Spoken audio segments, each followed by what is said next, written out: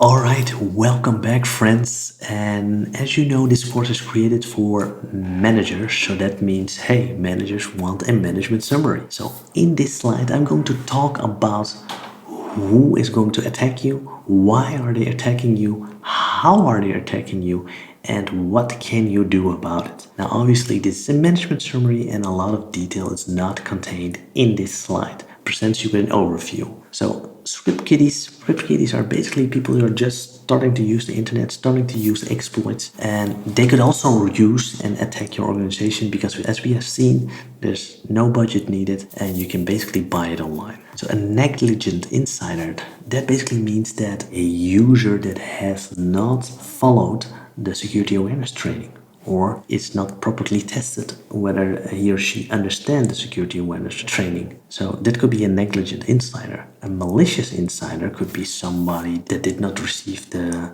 promotion that he or she was waiting for. A nation state could be that the two countries are fighting against each other, not in a war in a traditional sense with tanks and guns, but now they use a digital or cyber war. And when a nation state hits you or targets you as an organization, it is very difficult to present yourself because they have very deep pockets, a lot of resources, and they could basically, let's say, prepare their attack for years in order to target you as an organization and then attack you. So it becomes increasingly more costly to defend yourself against a nation state.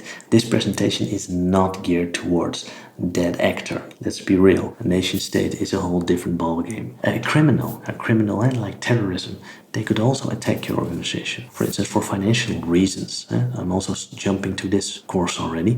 An hacktivist is also an attacker that could harm your organization because of different political views on the world or the views of doing business. And then last, you could also have a competitor that wants to do you harm in order to, let's say, harm your brand. So we've already discussed the why. So script kiddies could do it for the fame, for instance. Criminals could do it for financial gains. Nation states could attack you for political reasons. Criminals for terrorism and attackers for brand damage, for instance. And there's also some cross between the two, obviously. So that's the why.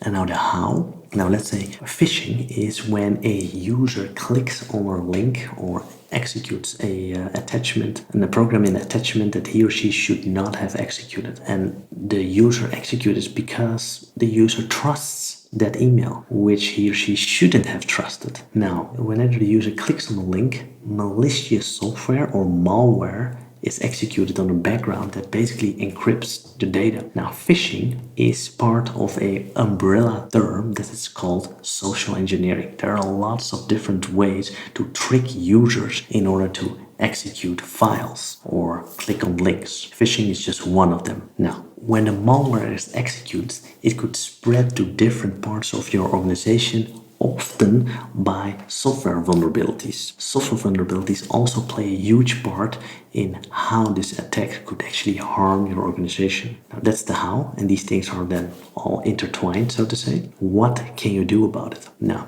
if you as a manager want to have the biggest bang for your buck, obviously you need to train your employees. So if you can limit the chance that a phishing attack could lead to a ransomware attack, you drastically reduce the chance of ransomware. That does not mean that the impact is also reduced. The impact would still be hard and still be huge, but employee training is the first thing. Now, developing and enforcing security policy. So you as management, senior management, is needed to sign off on a security policy. And within a security policy, you basically state what are your most important assets and where are those assets and how are we going to protect those assets. Which procedures, standards do we need to follow in order to protect those assets. A plan, do, check, act cycle around that in order to improve, monitor and improve. Now, that's the development and enforcing security policies. Obviously, when there are software vulnerabilities, you need to patch, and even better, you can block software.